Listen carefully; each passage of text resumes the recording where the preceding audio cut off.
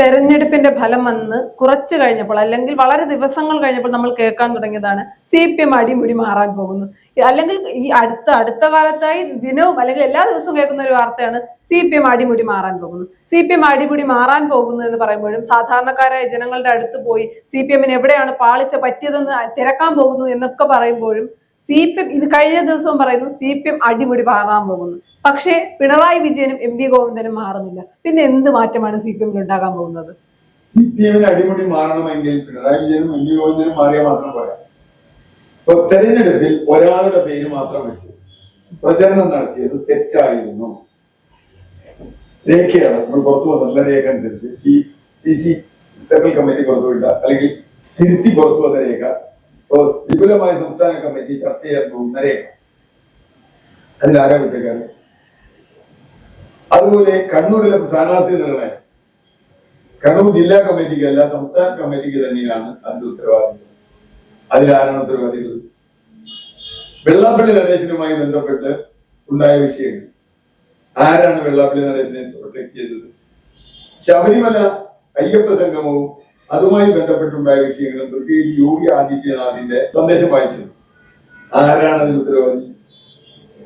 ശബരിമല സ്വർണ്ണക്കൊള്ളയിൽ ഇത്രയൊക്കെ ഉണ്ടായിട്ട് ഏറ്റവും കൂടുതൽ പ്രശാന്ത് ലെവൽ അറസ്റ്റ് ചെയ്തു. ഇടതുപക്ഷ സർക്കാരിന്റെ കാലത്ത് 3 ദേവസ്വം ബോർഡ് പ്രസിഡന്റുമാരും കൊള്ളയിൽ പങ്കിടുന്നു. ഇപ്പൊ CPM മിണ്ടുന്നില്ല. പ്രശാന്ത് മാത്രമേ പറയുന്നുള്ളൂ രാഷ്ട്രീയ വേറെ പറയുന്നില്ല. ഇതിനാരാ കുറ്റക്കാരൻ? ഇവിടുത്തെ ജനകീയ സമരങ്ങളോട് നേരിട്ട രീതി തെറ്റാണെന്ന് കോക്രോച്ചിന്റെ സമരം കാണുമ്പോഴെങ്കിലും തോന്നുന്നുണ്ട്. ഇങ്ങനെയല്ല നേരിടേണ്ടതെന്ന്. മോഡി നേരിട്ട് അതേ രീതിയിലല്ലേ ഇപ്പൊ ഇവിടെ മുമ്പിൽ നേരിട്ട്. ഞാൻ പറഞ്ഞു വന്നത്, ഏത് ജനകീയ വിഷയങ്ങളിലാണ് ഇവർക്ക് തിരുത്താൻ കഴിയും? ജനങ്ങളെ സംബന്ധിച്ചിടത്തോളം നേതാക്കളുടെ ഒരു പ്രധാന വിഷയം തന്നെയാണ്. പിണറായി വിജയൻ എന്ന മുഖം മുൻനിർത്തി ഇത്രയും വലിയ ബഹളം ഉണ്ടാക്കിയിട്ട് ഇത്രയും PR പണം ചെലവാക്കിയിട്ട് പരാജയപ്പെട്ടുവെങ്കിൽ എത്ര വെറുപ്പ് ജനങ്ങൾക്ക് ഇദ്ദേഹത്തോടുണ്ട്. വ്യക്തിപരമായ വെറുപ്പല്ല.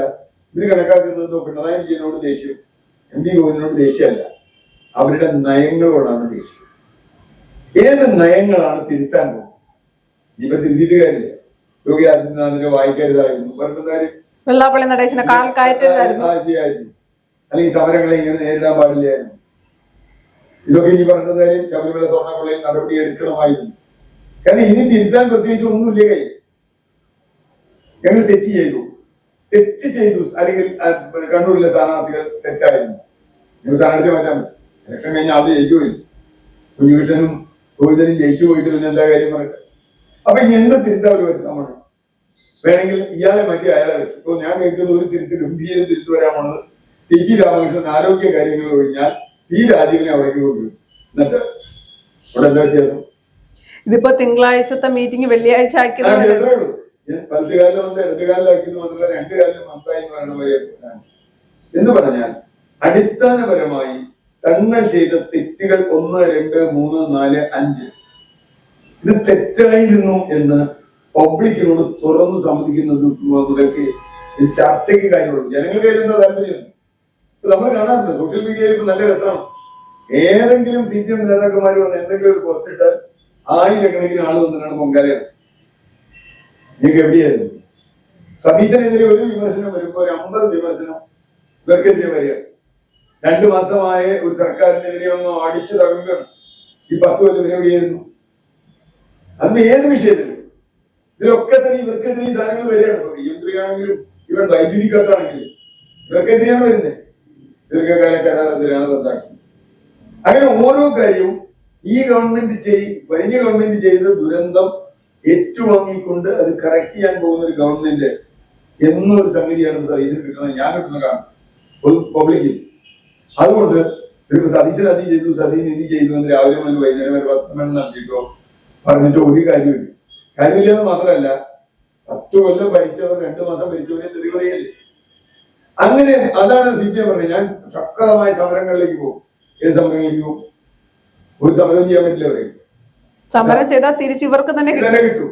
അപ്പൊ അതുകൊണ്ട് ആദ്യം ചെയ്യേണ്ടത് ഞങ്ങൾക്ക് തെറ്റുപറ്റി. ആരോടെ പറയണ്ടേ? പാർട്ടിയുടെ അകത്ത് പറയുക മാത്രമല്ല, പബ്ലിക്കിനോട് പറയും. പബ്ലിക് ഔട്ട് ചെയ്യാതെ ജനങ്ങളോട് പറയാം 1, 2, 3 എന്ന് പറഞ്ഞ് തെറ്റുപറ്റി, ഞങ്ങൾ ഇനി ആ തെറ്റ് ആവർത്തിക്കില്ല, അതിന് ആ തെറ്റ് ചെയ്തവരെ ഞങ്ങൾ ശിക്ഷിക്കും. അതാണ് തെറ്റ് ആവർത്തിക്കാതിരിക്കാനുള്ള വഴി. തെറ്റ് ചെയ്തവരെ ഞങ്ങൾ മാറ്റി നിർത്തുന്നു. അപ്പൊ ഗോവിന്ദനും പിണറായി വിജയനും മാറാതെ എന്ത് തിരുത്തൽ വരുത്തിയാലും അതിന് വിശ്വാസ്യതയില്ല. അല്ല, അപ്പൊ ഇനി മറ്റൊരു ചോദ്യമുണ്ട്. അടിമുടി മാറാൻ പോകുന്ന CPM PS പ്രശാന്തിനെ സംരക്ഷിക്കുമോ തള്ളി പറയുമോ? PS പ്രശാന്തിനെ മാത്രമല്ല, ഒരുപാട് പേരുണ്ട്. ഇപ്പോ പത്മകുമാറിന്റെ കാര്യത്തിൽ ഇപ്പോഴും തീരുമാനം എടുത്തിട്ടില്ലല്ലോ, എഴുതല്ല. PS പ്രശാന്തിനും അതിനനുസരിച്ച് കുറ്റപത്രം കിട്ടും. പത്മകുമാറിനെ ഇനി വീണ്ടും ജയിലിടുമെന്ന് എനിക്കറിയില്ല. ഏതായാലും കുറ്റപത്രം കിട്ടും പത്മകുമാർ.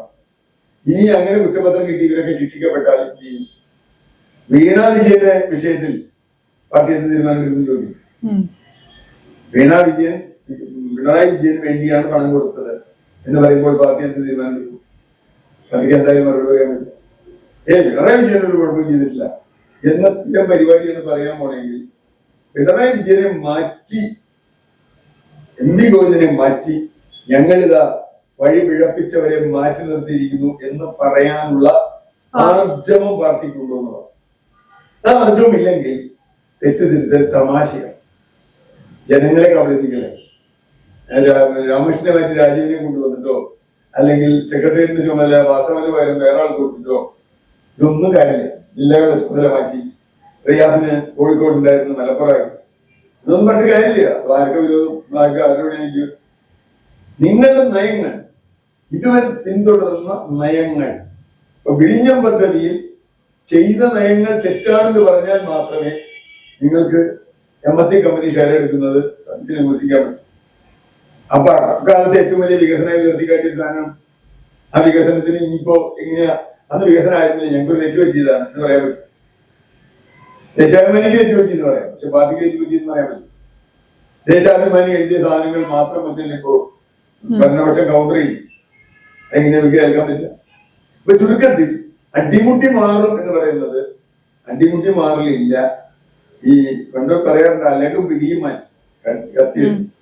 ഇപ്പൊ അലകും മാറ്റണില്ല, പിടിയും മാറ്റണില്ല, പിടിക്കുന്ന ആളെ മാറ്റാറുണ്ട്. അതുകൊണ്ട് കത്തി എന്ന് പറയുന്നത് ആ രൂപകം നമ്മൾ എടുത്താൽ, ആ ഒരു സിമ്പിൾ എടുത്താൽ ഒരു സംശയവും വേണ്ട. അലകും മാറില്ല, പിടിയും മാറില്ല, ഗോവിന്ദനും മാറില്ല, പിണറായി മാറില്ല. സ്വരാജിനെ ഇപ്പുറത്ത് അങ്ങോട്ട് മാറ്റിയെടുക്കും, ദേശാഭിമാനിയുടെ ചുമതല ഇയാളെ അങ്ങോട്ട് മാറ്റും. ഇതൊന്നും ജനങ്ങൾക്ക് വിഷയമുള്ളതായിരുന്നില്ല. ജനങ്ങൾ ഇവരെ എതിർത്ത് വോട്ട് ചെയ്തതിന്റെ കാരണങ്ങൾ തിരുത്തി എന്ന് ജനങ്ങൾക്ക് ബോധ്യപ്പെടുത്താതെ കമ്മ്യൂണിസ്റ്റ് പാർട്ടിക്ക് മുമ്പോട്ട് പോകാനാവില്ല. പക്ഷെ കമ്മ്യൂണിസ്റ്റ് പാർട്ടിയുടെ ഒരു ചരിത്രത്തിൽ സമയബന്ധിതമായ ഒരു തിരുത്തൽ അവർ വരുത്തിയിട്ടില്ല. ലോകത്ത് മാത്രമല്ല, ലോകത്ത് വരുത്തിയില്ല. തെറ്റുണ്ടെന്ന് കണ്ടെത്തും കഴിഞ്ഞ കമ്മ്യൂണിസ്റ്റ് പാർട്ടി ഇല്ലാണ്ടോ? അവർ തമിഴ്നാടിയും പ്രശ്നമായിട്ട് അടിയില്ലാണ്ടോ? ഇവിടെ അത് തന്നെ സംഭവിക്കാൻ പോകണം. കമ്മ്യൂണിസ്റ്റ് പാർട്ടി ഇല്ലാതാവാനുള്ള വഴിയിലേക്കാണ് പിണറായി വിജയൻ അവിടെ തന്നെ ഇരിക്കുമെന്ന് പറയുന്നത് സാധ്യത.